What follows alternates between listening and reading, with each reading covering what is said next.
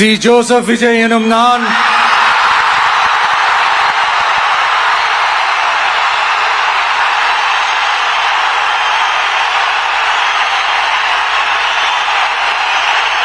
சட்டப்படி அமைக்கப்பெற்ற இந்திய அரசியல் அமைப்பின்பால் உண்மையான நம்பிக்கையும் மாறா பற்றும் என்றும் இந்திய நாட்டின் ஒப்பில்லாத முழு முதல் ஆட்சியையும் ஒருமையையும் நிலை நிறுத்துவேன் என்றும்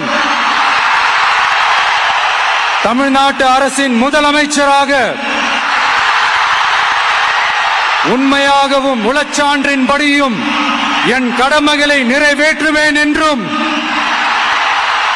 அரசியல் அமைப்பிற்கும் சட்டத்திற்கும் இணங்க அச்சமும் ஒருதலை சார்பும் இன்றி விருப்பு வெறுப்பை விலக்கி பலதரப்பட்ட மக்கள் அனைவருக்கும் நேர்மையானதை செய்வேன் என்றும் ஆண்டவன் மீது ஆணையிட்டு உறுதிமொழிகிறேன்.